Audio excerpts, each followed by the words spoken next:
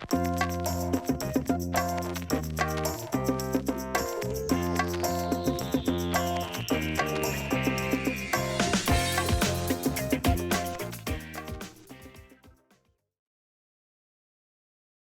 you so much for coming out today. I was going to say tonight. It's always tonight, now it's today. The theme of language is something that's very, very important to me because I'm a poet, obviously. But I'm also aware of everything that's sort of outside of language. When I was thinking about the nature of poetry and the nature of language, I remembered Wittgenstein's famous dictum that the limits of my language are the limits of my world. And I wanted to recoil against that, you know, like I have this dog at home. I'm a new pet owner of a year. And does that dog speak? Well, I suppose in barks, but there's something almost beyond language. And I think that we always have to remember that our language is not everything. There's some outside to our language. And that's what poetry is trying to embark upon, is to try to explore that limit of language and what's beyond it. Not too long ago, I was in O'Hare Airport. It's one of the busiest airports in the world in Chicago. It was winter, and I was trying to get back to Cleveland. I was trying to get home. And people were streaming all around me as I was sitting, waiting for the flight to start loading up. And I was, of course, being an introvert, hiding behind a book, hoping that no one would bother me and that I would bother no one. And a guy sat across from me and started to stare somewhat intently at me, and I started to get a little bit uncomfortable. I wasn't wearing a shirt like this, so there was no reason to stare.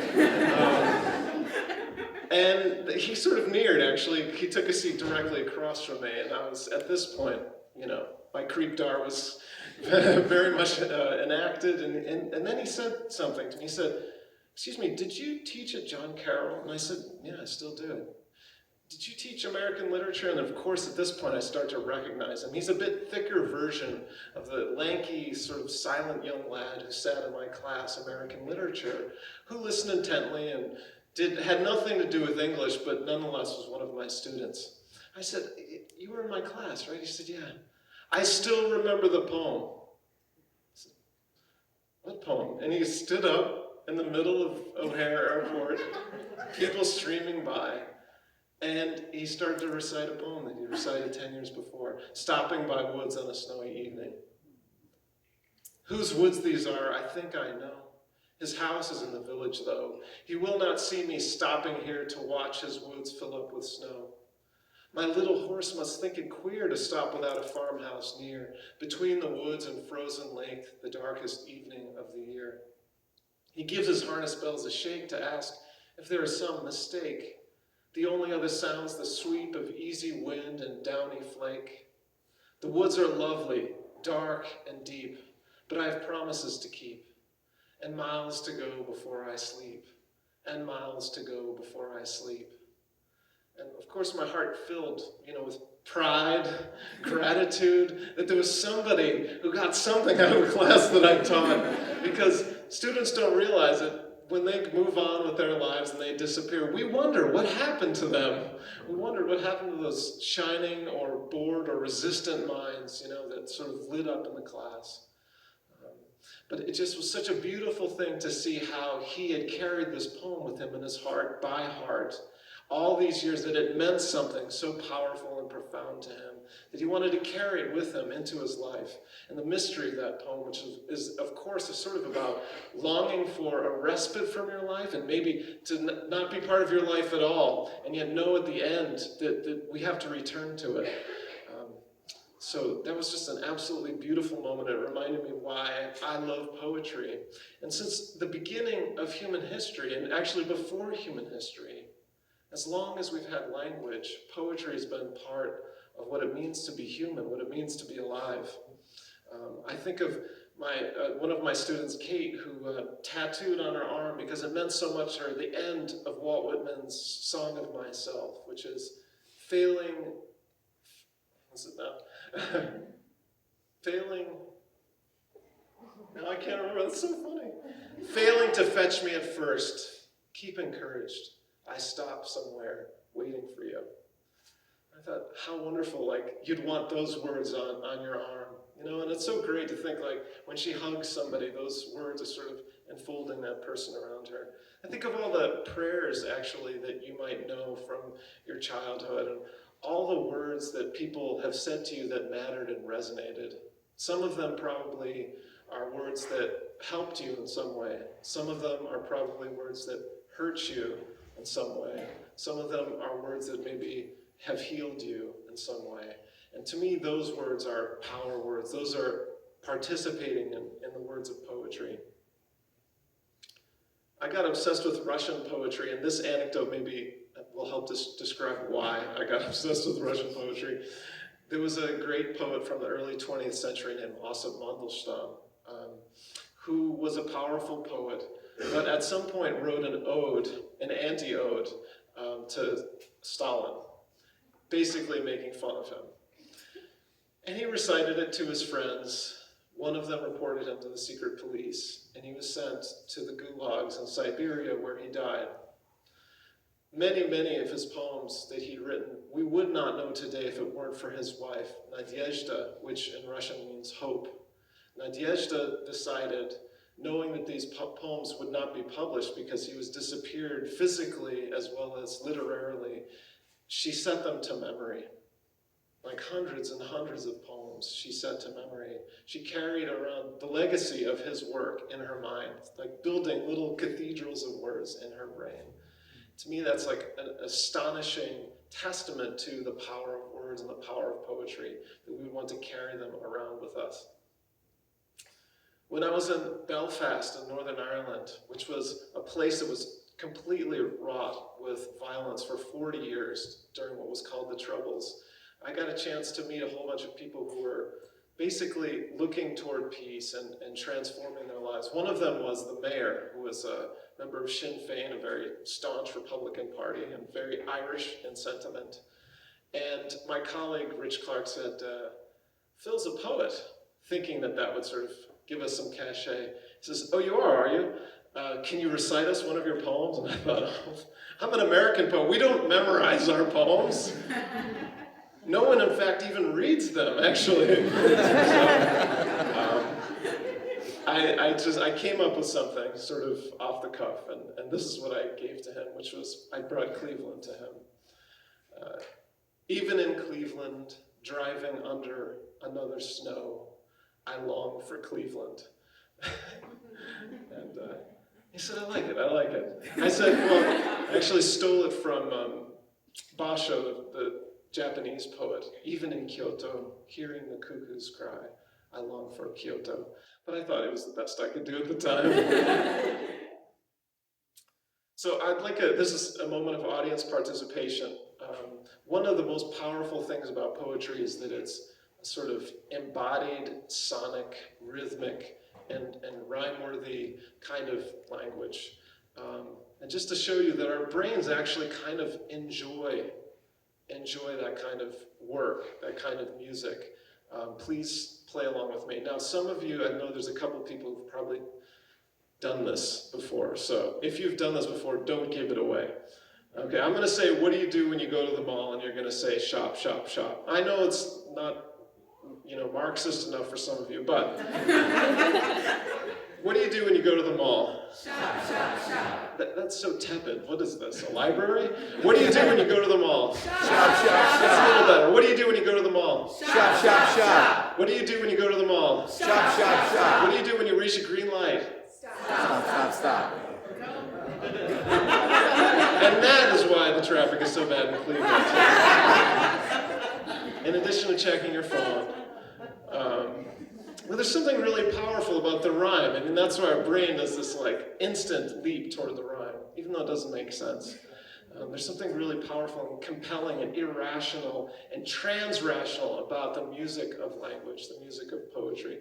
When you hear that Frost poem, you get to all the rhymes, you feel like it's inevitable, that it's somehow this structure that you've entered into that's sort of bigger than the words themselves, actually. So, what else did I want to tell you? The title of the program that we came up with was Poetry is the Dream That Dreams Us. And I just love that idea. There's something about good art that enables us to enter inside of it So much so that it seems like it's the real thing and we're the dream, right? It's the real thing and we are the art, inverting the paradigm. Did you know that in Australia, the Aboriginal peoples actually map the landscape through poems, basically? They're called dream tracks or song lines. And what they do is going through these landscapes, which to us would be, untraversable. They have songs that help them sort of move from place to place, that map the land. These are called dream tracks. I thought it was an incredible metaphor for what good art does for us. It helps us locate us in strange places. It helps us understand or try to understand moments which are not understandable to us without this thing, without this frame, without this way of seeing.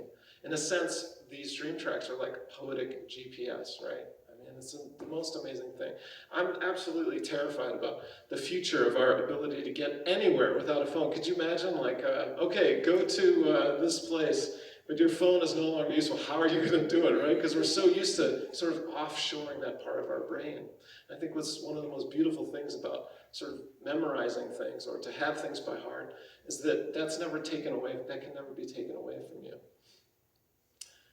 When I lived in Russia many years ago, during the transition between the Soviet economy and politics to the post-Soviet sort of capitalist economy, it was an astounding experience. It actually was the only time in my life where I literally stopped writing. I just didn't know what to say. I wrote a crazy amount the first few weeks, and then I didn't know what to say after that because it was all just too overwhelming. I kept getting lost in everything. I was lost in the language. I was lost in the culture. Where for breakfast once with my host family when I first arrived, I was served dried fish and sauerkraut. And I said, I want to live like a Russian, so I tried it, and never again. Never again. They were a dear family. And of course I got lost in the place because during the Soviet period, and even today, you'll find buildings looking exactly like each other. And so it was absolutely impossible to navigate this sort of space. So I would get lost in the language. The first word, actually, they told me, we're going to go from the airport. We're going to make a stop on the way home to get some arbuz. I said, what's arbuz? I didn't learn arbuz. I thought I knew Russian. I took 4 years of Russian in college, and I have no idea what you're saying. Arbuz. Do you know what arbuz is? It's like a big apple, but it's not an apple. It's like a big apple, but it's not an apple. Arbuz. And we finally stopped. It was watermelon. So it was just like, arbuz. So during this time I got lost. And here's a little poem from my first book called Ashberries about getting lost. I like getting lost a little bit, actually, because it teaches us so much about ourselves and actually about places, because our senses get very heightened, right? So this is about getting lost in all of those ways. Reading children's stories by Tolstoy, Alyosha traces his index over the alphabet his mouth so easily unlocks. Every happy word resembles every other. Every unhappy word's unhappy in its own way. Like apartments at dusk. Having taken a different street from the station, I was lost in minutes. How to say, where's the street like this? Not this. Keys I'd cut for years, coaxed open, no pursed lips. How to say blind terror, sprint, lung burn, useless tongue. How to say, thank you, muscular Soviet worker, fading on billboard, for pointing me the way. There was this weird billboard that, was in the neighborhood of an, muscular Soviet worker. There was this sort of way that I could tell I was home, this vestige of the past that no one believed in, but nonetheless became a way for me to navigate home. And in some ways, I think poems seem like, to our culture, like a faded billboard Soviet worker. Yet I would submit to you that those are the places actually where we might actually find ourselves again. Getting lost and getting found. it's still amazing to me, like when you go to a foreign country and you see people speak a language that you only distantly know, to see them conjugate and decline so easily. Like you spend the first 3 years of learning a language just figuring out how to do that, and they're just like, so it's an amazing, beautiful thing. One of the things that poems are so good at is trying to remember things that have passed on. That's one of the reasons why I think I write, ultimately, poems, is that I can't stand the fact that everything disappears. Everything goes away. People we love, places that we live, objects that were our friends, everything. And that's why I don't think it was that surprising, although it made a big deal and almost broke the internet, that Kobe Bryant, in order to announce his retirement from basketball after 20 years of playing and dominating in a sport he so loved, decided to write it as a poem, his farewell to basketball. To me, it was completely understandable. Poetry is the go-to genre for grief and the grievers. It's the way that people say goodbye and also I want to remember at the same time. So one of the poems I want to share with you now is sort of about that. My grandfather, my Grandpa Dan, was a very smart guy. He was an engineer. He very prized his intellect, and something absolutely awful happened to him, which was that he got Alzheimer's, he got dementia. And so this thing that he associated with his value as a human being, his intellect, his intelligence, was solely stripped away from him. And it was absolutely tragic just to see that happen. He loved to sail, and he could no longer do that. He loved to work on his car and drive his car. He could no longer do that. He didn't speak much, but what he said was always powerful, and at some point he could no longer do that. And this is a poem for him. It's from a longer poem called Matryoshka, Memory. You know those nesting dolls? That's Matryoshka. I just think that's a powerful image for sort of the way experiences are inside other experiences. Well, we keep having experiences that reflect or resonate others. So. Inside where bay opened past bay windows, Grandpa sat, rocking himself like a mother and child. My mother recalled our day to him, awakening to salt breezes, the bleached white shoreline churches against the almost painful glitter of breakers. Unmoored from words, his face still spoke, the waves stinging his eyes to tears. Soon, in the wake of his brain, he will lose the harbor, a daughter's face. His sea legs leave, his hands will anchor to his lap. Soon the world will narrow to a bed, bread taken through a tube. Mercy, mercy when he forgets, at last, to breathe. Now, some of you might think that that's a super sad poem, but in a way it gave me a gift, because it was in the writing of that poem that I recognized that it was a gift for him to be able to let go. And it was a gift for us to be able to let go of him, in a sense, and to remember the man we knew rather than the man in his diminished state. I just saw Inside Out with my kids, and we all want to think life is just, golden spheres of memory, right? But what's so beautiful about that movie, for those of you who've seen it, I hope you have, is that, life is more like those half golden, half blue spheres, that the inextricability of joy and sorrow, which is, the wisdom of what it means to be alive, that things can be delightful and also tinged with a sort of sadness because we know that delight doesn't last forever. So that's Grandpa Dan. So poetry can be a great mercy, and I think of Mother Jones's famous dictum as one that sort of applies to what I hope that I'm trying to do in poetry too, which is, to comfort the afflicted and to afflict the comfortable.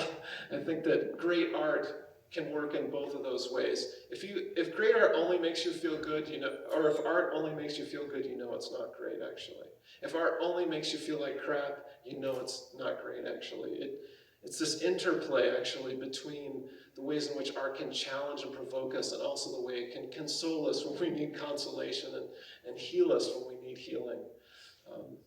We live in a pretty dark time in some ways, and The book that I wrote that came out last year, Sand Opera, is very much a meditation on the post-9/11 era, the sort of nightmare of everything that's happened since September 11th, 2001. And I think as an Arab American, I very much wanted to write a book that reflected the complexity of the war experience from a number of points of view, and to sort of shake myself and us awake about what the nature of war looks like for those who are the recipient or bear the brunt of that violence and bombs.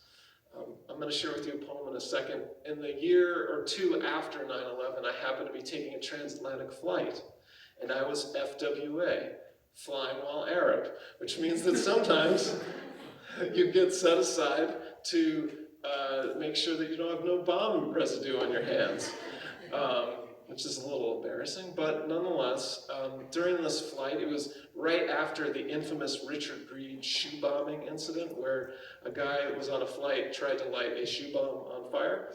He was unsuccessful, but if you ever have to take your shoes off when you go through security, you can thank Richard Reed for it, which is all of you, right?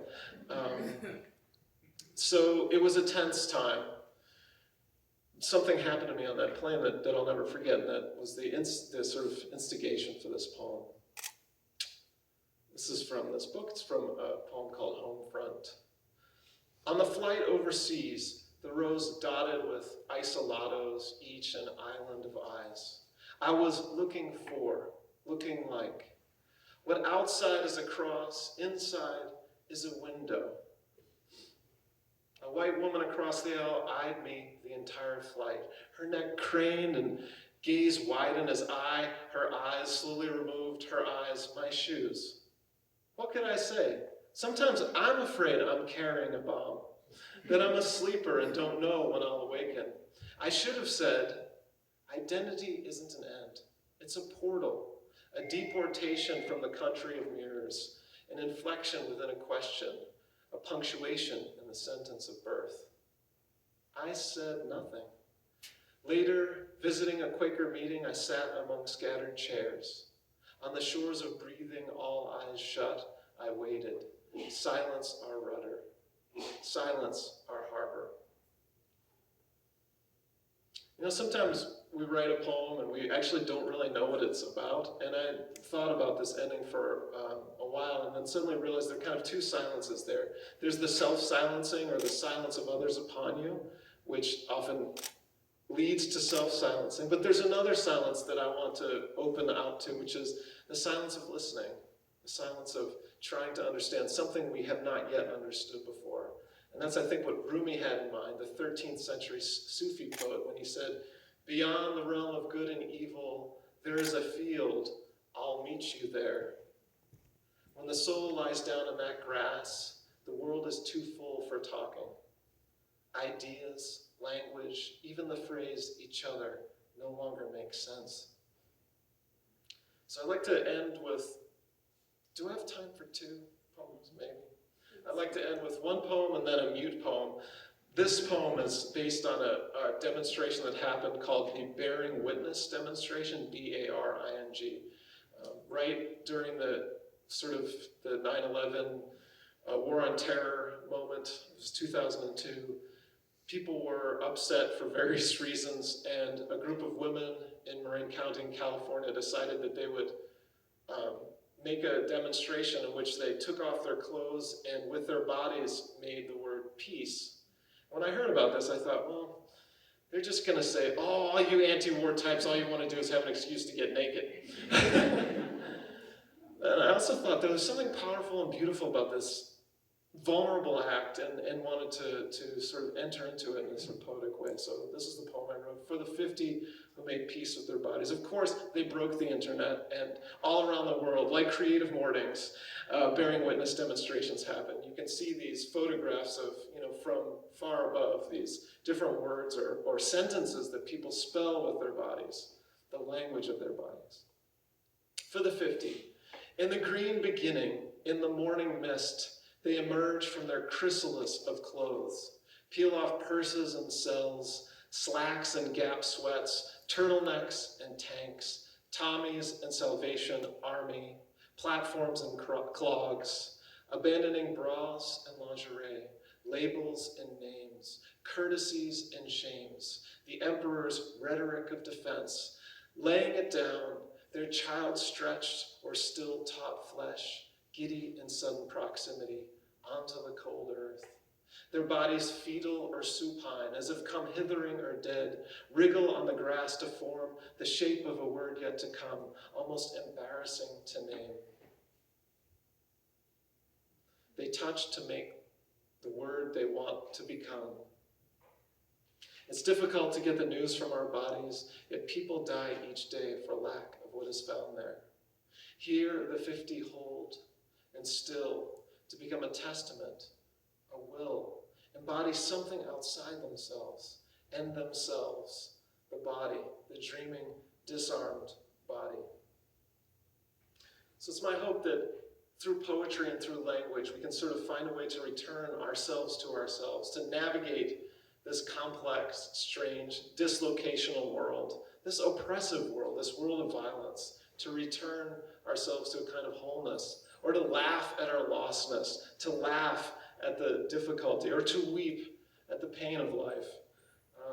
And to find a way, as Paul L. Ward once said, there's another world. It is inside this one. To find that other world, as Paul L. Ward said. And as these women so sort of profoundly demonstrated through their vulnerability. So I hope that you too will find some language that you want to hold by heart, or on your bodies, or in your body, and that you can carry with you to give you that sort of balm. So one last mute poem. This is called Unnamed Event.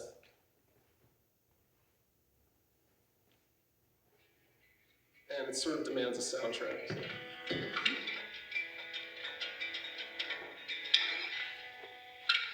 Brush your lips against the window pane. Your eyes fixed on the horizon, waiting for the sun to rise.